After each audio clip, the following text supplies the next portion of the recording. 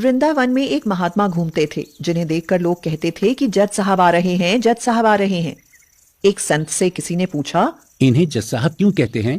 तो संत बोले, अब साधु हो गए हैं, पहले जज थे, पुराना नाम अभी भी चल रहा है, साधु क्यों हुए?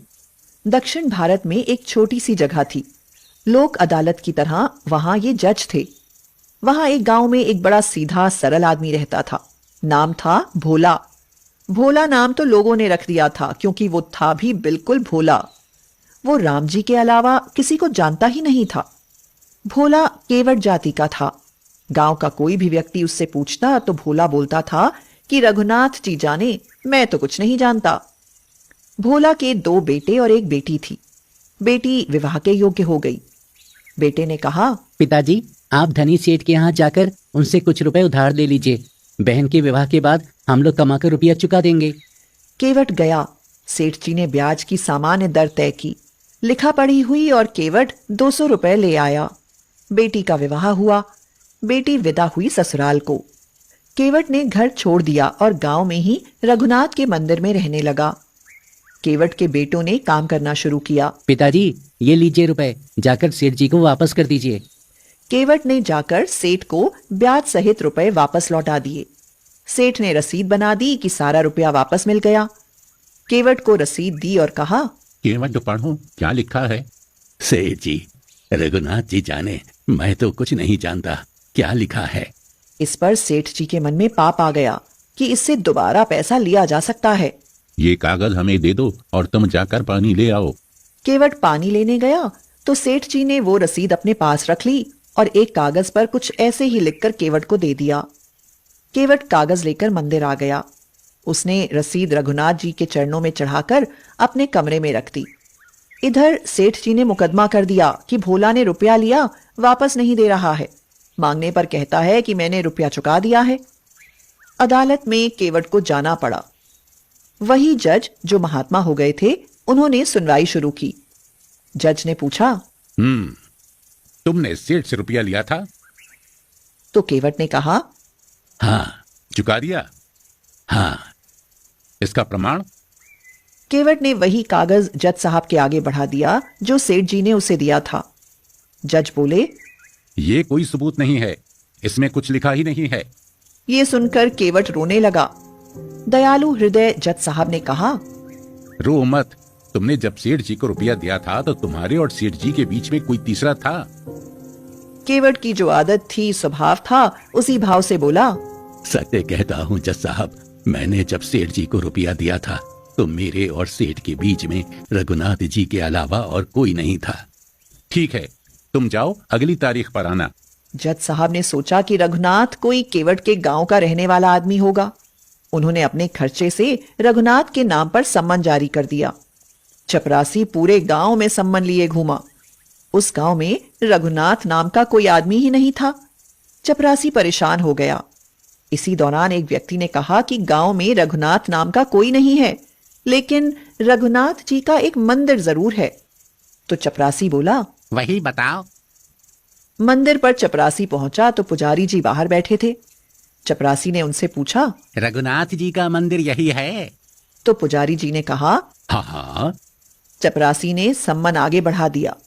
पुजारी जी समझ गए और मन ही मन सोचने लगे, जब भगवान ने मंगा ही लिया है तो हम क्यों मना करें। पुजारी ने हस्ताक्षर कर दिए। चपरासी समझा यही रघुनाथ जी होंगे। पुजारी जी ने सम्मन रघुनाथ जी के चरणों में रख दिया और आंखों में आंसू भरकर बोले, प्रभु, आपको पोशाक कई बार आई होगी, भोग लगाने के लिए तरह तरह के भोग पदार्थ आए होंगे, आभूषण भी कई बार भक्त लेकर आए होंगे, लेकिन सम्मन पहली बार आया होगा। प्रभु, उस दीन का आपके अलावा और कोई नहीं, वो आपके अलावा किसी को जानता ही नहीं, उसकी लाज आपके हाथ में है। पुजारी जी ने केवट से कहा, तुमने क्यों लिखा दिया रघुनाथ जी का नाम? तो केवट बोला, कोई झूठ लिखा दिया है, हमारे रघुनाथ जी सदा हमारे साथ हैं। पुजारी तारीख के एक दिन पहले ही केवट से बोले, तुम आज ही जाओ ताकि समय से पहुंच जाओ। रघुनाथ जी की तो रघुनाथ जी ही जाने। केवट रघुनाथ जी के चरणों प्रणाम करके चला गया।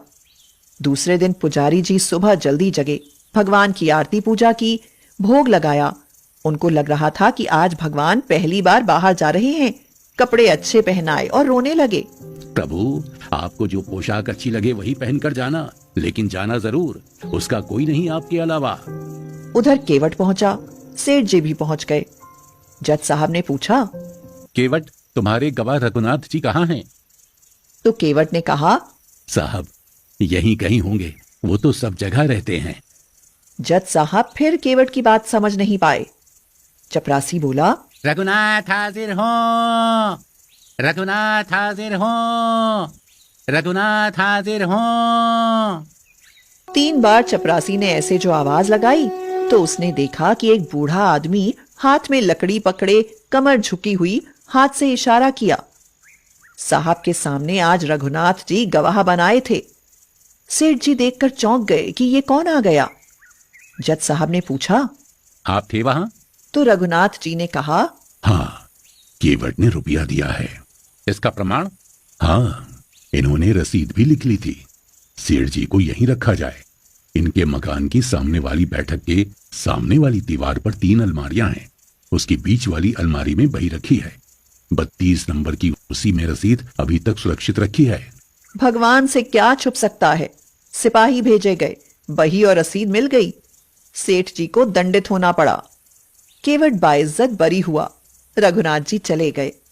अब जज साहब ने सोचा, इतने दिन हो गए फैसला सुनाते सुनाते, पर ऐसा गवाह आज तक नहीं पहुंचा। जज साहब ने केवट से अकेले में पूछा, ये रघुनाथ जी कहाँ रहते हैं? जहां हम रहते हैं। तुम कहाँ रहते हो? जहां रघुनाथ जी रहते हैं। हम समझे नहीं। तुम लोग एक ही जगह, एक ही गांव के रहने वाले हो? हाँ हुजूर, आपको कैसे समझाएं, आप तो पढ़े लिखे हो। पढ़े लिखों को समझाना बहुत कठिन है। भक्त और भगवान की बात। ये हैं कौन? हुजूर, ये वो हैं जिनका मंदिर है। इन्होंने मंदिर बनवाया है?